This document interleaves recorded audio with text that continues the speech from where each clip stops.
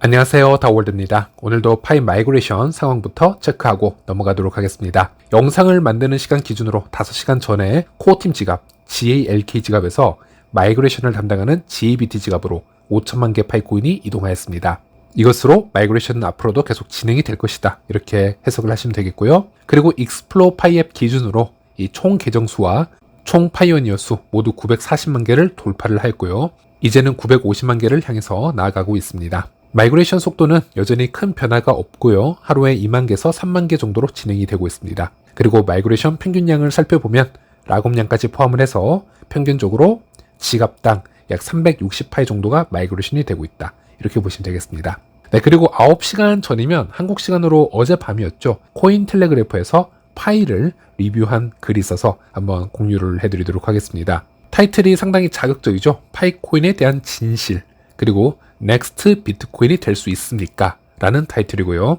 우리가 코인텔레그래프라고 하면은 암호화폐 미디어 중 공신력이나 이 퀄리티에서 항상 탑5 안에 드는 메이저 미디어 중에 하나라고 보시면 되겠습니다. 이곳에서 파일을 상당히 길게 리뷰를 해 놓았기 때문에 한번 살펴보도록 하겠고, 일단 제가 먼저 다 읽어보았고 한두 줄로 이 감상평을 먼저 말씀드리자면, 최대한 중립적인 관점에서 리뷰를 하려고 노력은 했었고, 파이에 대한 장점을 30% 그리고 단점을 70% 정도로 혼합해서 분석한 글이다, 이렇게 볼 수 있겠습니다. 일단 도입부를 보자면요, 파이코인은 무엇인가 라고 해서, 파이코인은 2025년 가장 논란이 되고 있는 프로젝트이다. 모바일 암호화폐 채굴을 약속하지만 중앙화된 통제와 부풀려진 사용자 수, 그리고 인플레이션적인 토크노믹스로 비판을 받고 있다. 그래서 2025년 1분기로 예상되는 오픈 네트워크로의 전환과 함께 이 파이 생태계는 중요한 기로에 서 있으며 일종의 시험대에 오른 상황이다, 이렇게 언급을 하고 있습니다. 자, 그리고 이렇게 각 문단이 끝날 때마다 파이 관련 정보 팁을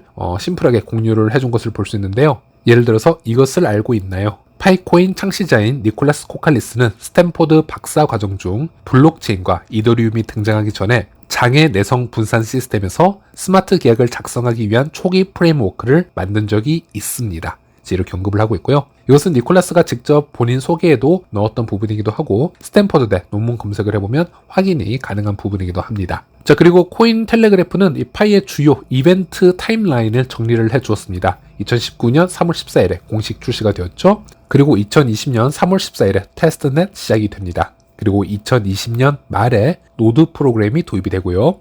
그리고 2021년 12월에 폐쇄형 메인넷이 출범합니다.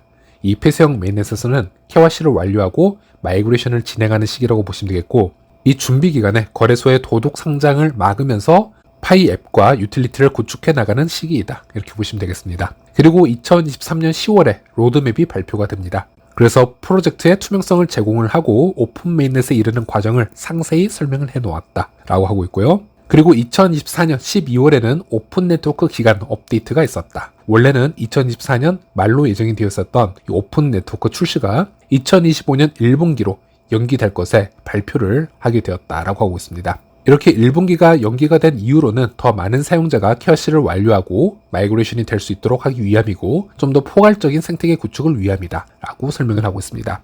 물론 2024년 12월에서 2025년 1분기로 연기했다라는 부분에서 미세하게 사실과 좀 다른 부분이 있지만, 이 정도는 허용이 될 정도의 정보라고 할 수 있겠습니다. 그리고 2025년 1월 메인넷 마이그레이션 진행 사항을 살펴보면 현재까지 1,800만 명 이상의 KYC 통과자를 확보를 했고, 이 중 800만 명 이상이 마이그레이션을 진행을 했다. 그리고 이 KYC와 마이그레이션 유예기간은 1월 31일에 마감이 될 것이다 라고 얘기를 하고 있습니다. 물론 현재 마이그레이션 수치는 940만이 넘긴 했지만 이것은 기사의 업데이트 차이라고 보시면 되겠고요.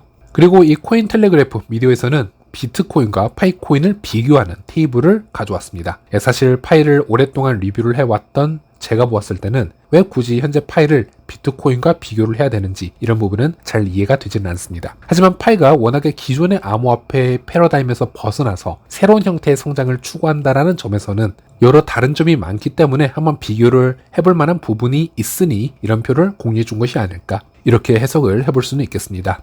비트코인은 2009년도에 출시가 되었고 파이코인은 2019년도에 출시가 되었고요. 비트코인은 익명의 개발자 사토시 나카모토이고, 파이코인은 실명과 얼굴이 모두 공개된 스탠포드 대학 출신에 의해서 개발이 되었다라고 하고 있습니다. 비트코인은 총 공급량이 2100만 개이고 파이코인은 총 1000억 개로 이루어져 있습니다. 채굴 방식은 비트코인은 POW 작업 증명 방식이고 파이코인은 모바일 앱 기반의 채굴입니다.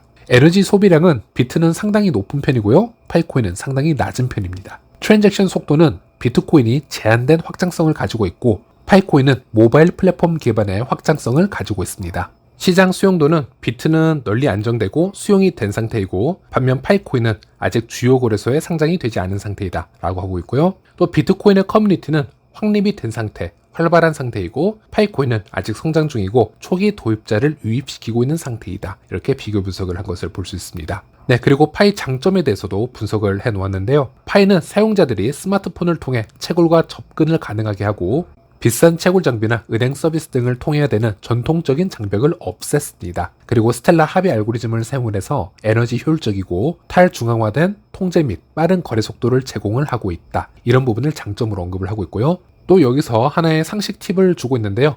파이를 휴대폰에서 채굴을 하고 있고 사용을 한다라고 해서 휴대폰 배터리가 소모가 되거나 많은 연산을 휴대폰에서 하는 것이 아니다. 왜냐하면 블록체인의 실제 합의 알고리즘을 도출하는 부분, 트랜잭션을 만드는 부분은 스텔라 합의 알고리즘을 담당하는 PC 노드들에 의해서 처리가 되고 있기 때문이다 라고 정보를 주고 있습니다. 네, 그리고 이번에는 파이앱 설치 방법도 보시는 것처럼 상세하게 설명을 해 놓았습니다.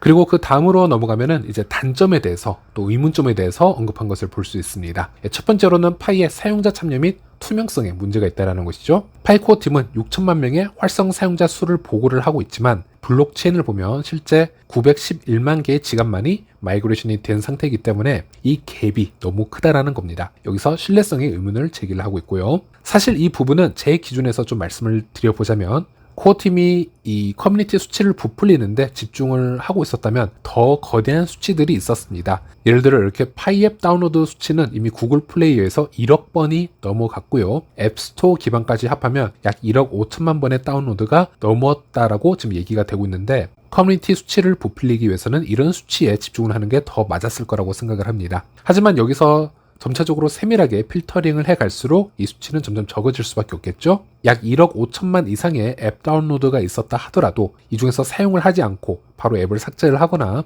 몇 번 채굴을 하지 않았던 그런 계정도 상당히 많았을 겁니다. 그런 계정들은 카운팅을 하지 않고 어느 정도 사용 기준치를 넘긴 부분만 카운팅을 했는데 그게 약 6천만이라고 얘기를 한 것이죠.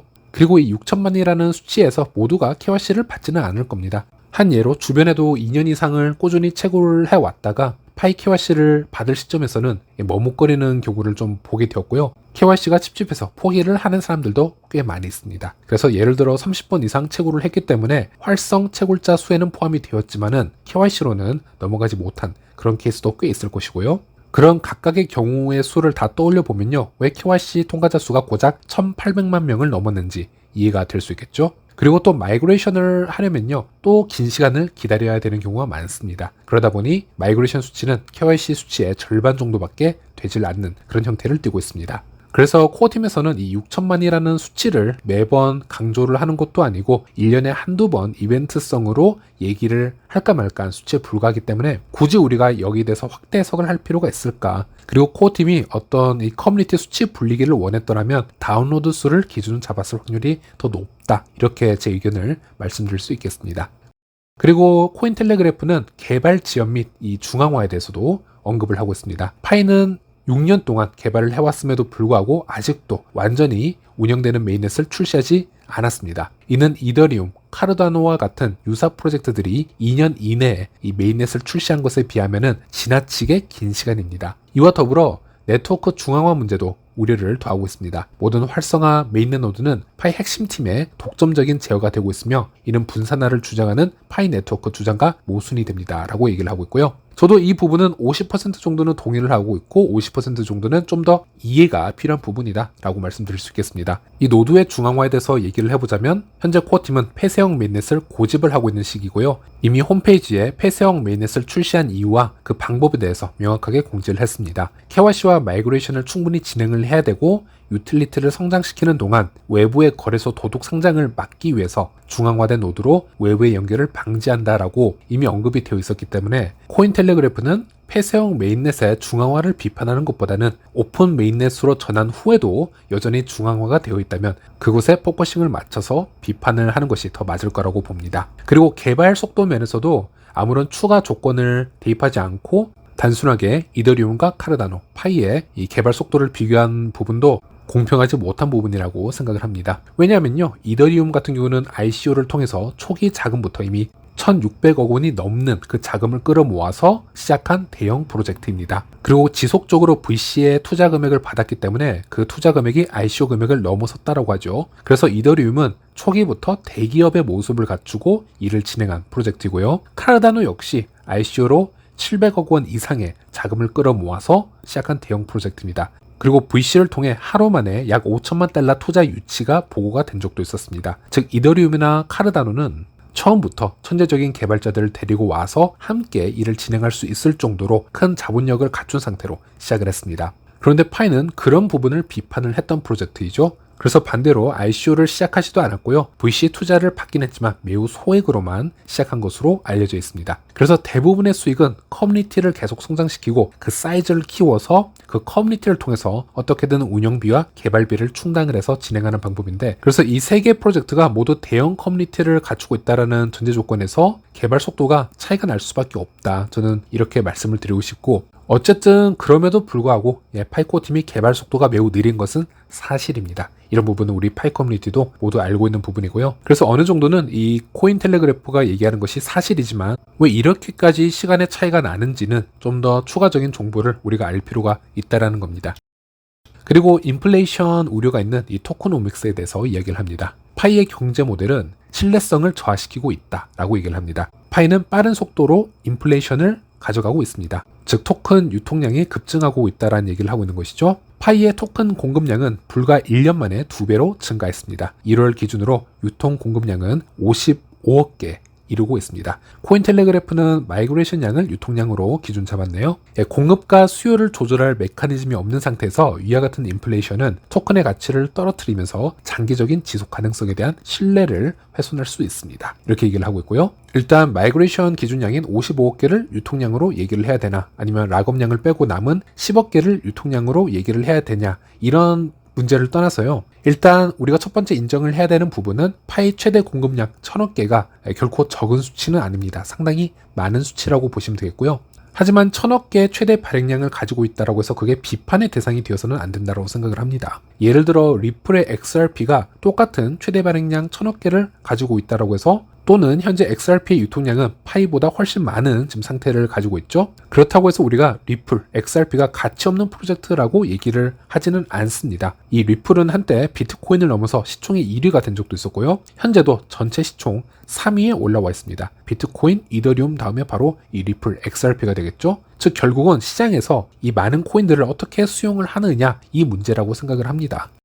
네, 그리고 마지막 비판글로요. 파이 네트워크 앱 광고 의존도는 추가적인 의문을 일으킵니다. 파이 네트워크는 광고가 운영 비용을 충당하는 데 도움이 된다라고 주장을 하지만 최소한의 에너지 요구 사항을 고려하면 이 주장은 의문을 남깁니다. 이 부분도 제 의견을 말씀드리자면요. 파이 앱에는 일단 광고를 보지 않고 끄는 기능이 있습니다. 그리고 이미 이전에 이더리움, 카르다노 비교를 해드렸지만은 파이는 ICO나 프리세일을 전혀 진행을 하지 않고 자체적으로 자금을 계속 조달을 해서 성장을 시켜야 되는 프로젝트이기 때문에 광고 수익은 파이에게 필수적인 부분이다 라고 할 수 있겠습니다. 그리고 ICO로 얻은 수익과 광고 수익을 한번 비교를 해보자면요. 적어도 광고 수익은 파이 앱을 개발을 해서 어느 정도 계속 업데이트를 시켜나가는 앱에 이 광고를 달아서 유저들로 그걸 보게끔 해서 수익으로 운영을 하는 것이고요. 그렇게 치자면 ICO가 사실 리스크가 더 크다라고 할 수 있겠습니다. 오히려 백서 하나만 발행을 하거나 매우 기본적인 업데이트만 갖춰놓은 후에 투자 자금을 모으는 것이기 때문에 실체에 비해서 모이는 투자 자금이 너무 클 수도 있다, 이렇게 말씀드릴 수 있고, 실제 이 ICO를 통한 사기가 너무나 많았었죠. 네, 그래서 코인텔레그래프 글은 여기까지고요. 네, 결국은 결과에 따라서 다시 재평가가 될 것입니다. 파이가 성공을 하면은 이런 조건들이 모두 아름답게 재포장이 될 것이고, 파이가 성공을 하지 못한다면 이런 이유로 실패를 하였다, 이렇게 큰 비판을 받게 될 것입니다. 예를 들어 비트코인이 실패를 했다라고 가정을 해보겠습니다. 비트코인에 대해서 얼마나 많은 약점을 잡을 일들이 많겠습니까? 언론에서는 이렇게 얘기를 했겠죠. 이래서 이름도 얼굴도 모르는 사기꾼의 말을 믿어서는 안 된다. 그래서 혼자 초기에 채굴을 엄청 해놓아서 무려 110만 개의 비트코인을 채굴을 해놨는데 이거야말로 본인이 다 팔아먹을 마인드로 프로젝트를 시작한 것이 아니냐라고 했을 수도 있고요. 또 거래 하나를 완성시키는데 10분 정도가 소요된다는 것은 처음부터 이게 말이 되지 않은 결제 시스템이었다. 또는 처음에야 개인용 PC로 채굴이 가능하다고는 하지만 시간이 지나면 개인 PC로는 채굴의 기회조차 얻을 수 없는 그런 중앙화적인 단점을 가지고 있는 시스템이다. 즉 처음부터 실패한 시스템이다. 정말 우리가 이 비트코인이 실패를 했다면 10개, 20개도 넘는 그런 비판글을 만들어낼 수 있었을 겁니다. 하지만 비트코인은 매우 크게 성공을 했습니다. 그래서 이런 조건들이 다 아름답게 재포장이 돼서 재해석이 가능해질 수 있다는 것, 이런 부분도 함께 생각을 해주셨으면 좋겠습니다. 자, 그래서 이번 코인텔레그래프의 파이 기사 마지막으로 정리를 해보자면요. 시장에 혁신적인 무언가가 나타나게 되면요. 물음표가 많이 나오게 됩니다. 이건 어쩔 수 없는 것 같습니다. 그리고 마지막으로 저는 파이를 비판하는 기사들을 필터링하거나 숨기고 싶지는 않습니다. 앞으로 오픈 네트워크로 전환을 하게 되면요.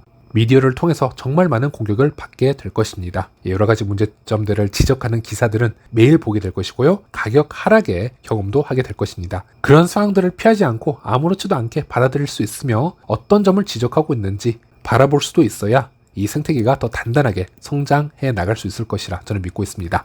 이 코인텔레그래프의 미디어가 이 제목을 이렇게 달았죠. 파이코인이 제2의 비트코인이 될 수 있을까? 이제 이런 타이틀인데요. 비트코인이 이렇게 성장하기까지 언론에서 수백 번 이상의 사망 선고를 받아왔었습니다. 그래서 비트코인 사망 선고 사이트라는 게 존재를 하고 있는데요. 비트코인의 주요 비판글을 역사적으로 다 모아놓은 그런 사이트라고 보시면 되겠고요. 현재까지 약 477번에 달하는 비판글이 존재했었습니다. 이 과정을 보면 비트코인은 다단계이다, 스캠이다, 1달러의 가치도 가질 수가 없다, 커뮤니티 화폐로 성장할 수가 없다 등등 여러 가지 비판을 받으며 성장을 해왔습니다. 그래서 파이가 비트코인처럼 큰 존재가 되려면 이제는 이 이상의 비판을 마주할 준비도 되어 있어야 된다.